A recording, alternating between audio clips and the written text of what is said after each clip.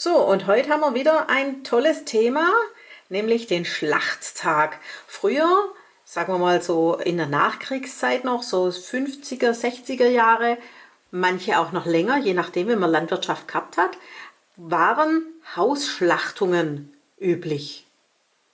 Ja, wobei wir haben ja daheim nicht daheim geschlachtet, sondern bei uns war ja noch der Metzger eigentlich ums Eck. Da ist man dann eigentlich immer rüber, hat da drüber geschlachtet und dann ist halt die übliche Arbeit gewesen. Wir haben es ja schon mal davor gehabt, von der Metzelsuppe austragen und das war dann unser Schlachttag, was wir gehabt haben. Meistens waren dann Einladungen von den ganzen Freunden von meinen Eltern und die sind dann abends zur Metzelsuppe gekommen. Also bei uns war es eigentlich so üblich, dass die Sau dann am Vortag schon hergerichtet worden ist. Die ist dann abseits gestellt worden. Und dann hat man die Waschküche sauber gemacht, die in der Regel ja nicht im Haus im Keller unter war, wie heutzutage, sondern die war ja dann im Nebengebäude, wo dann auch eine Garage und so noch alles war und noch ein Schopf dabei und so. Da war vorne drin dann so eine Waschküche, wo man auch die Krummbiere für Zeiner gekocht hat und so und auch die Milch gerichtet hat, noch Melke und so.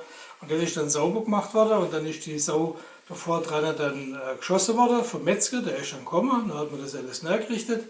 Und je nachdem, manchmal hat man es dann auch schon, wer einen Frontlader gehabt hat, da hat man die Sau dann am Frontlader vorne gehängt, wenn sie dann abgezogen war, oder aber man hat ein kleines Gestell gehabt, so ein paar Balken, wo so Haken dran waren, wo man dann die Sau da aufgehängt hat. Ja, und dann ist die so zerlegt worden, so wie heute in jedem anderen Schlachthaus auch.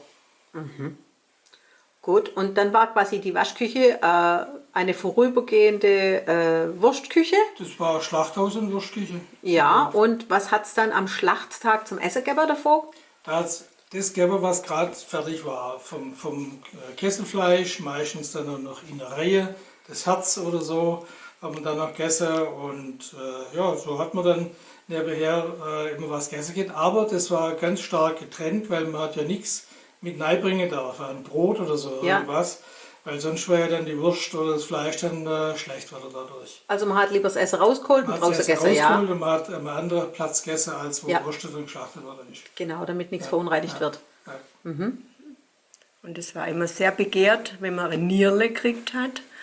Das wollte natürlich jeder davon probieren, ein Nierle oder, ja, oder halt vom Ohren oder vom Rüssel nachher das Fleisch. Ne? Und da hat man dann, ja, ist auf dem Brett eingelegt und da ist dann runtergeschnitten worden und richtig gut gefespert. Naja, Gut. es hat ja dann auch so ganz besondere Spezialitäten auch noch gegeben als am Schlachttag, wenn es dann auch noch Hirnsuppe gegeben hat. Noch.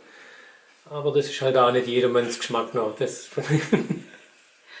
Für mich war am Schlachttag eigentlich immer am Kesselfleisch eher das Kopffleisch, weil das ja noch relativ mager gewesen ist.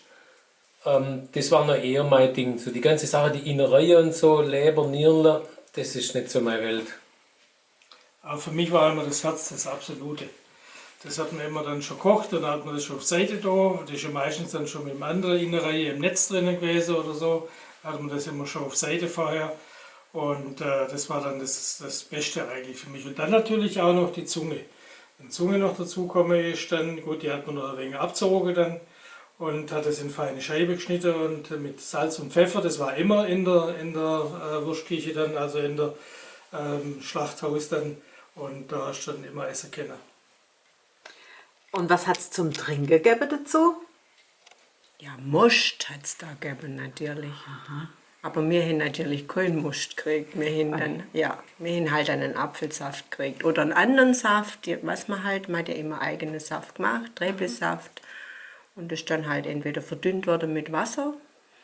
Und dann hat es das dazu gegeben. Und die anderen haben natürlich einen Most getrunken dazu. Gut. Will ich auch Most? Nein, wir haben ja beim Eigner drüber geschlachtet und da hat der ja noch eine Gaststube gehabt und dann hat es für mich speziell besonders als Kind in der Metzeln, da hat es eine Libella gegeben. In den gestreifte braune Fläschchen noch. Das war Mit den Ringler. Absolute. Mit den Ringler, ja genau. Das war ja wie Feiertag. Das ist ja mega. Ein super Festtag, so ein Ja. Schlachttag. Ja, ja. Aber bei uns da war es dann halt auch so, da hast du einen Saft gekriegt oder so. Aber was die Älteren da immer dabei hatten, war immer ein Schnaps. Die Schnapsflasche ist immer da gestanden. Beim Schlachter hat es einfach dazugehört, dass es einen Schnaps gibt. Ja, klar. Wenn die Wurst recht fertig war, dann hast du auch einen kleinen Schnaps gebraucht. Vielen Dank für eure Erinnerungen. Tschüss! Hey Leute, hat's euch gefallen? Dann guckt doch öfter mal in meinen Kanal rein. Oder auf meine Homepage, da hat's ein ganz nettes Programm. Bei uns ist nämlich etwas geboten.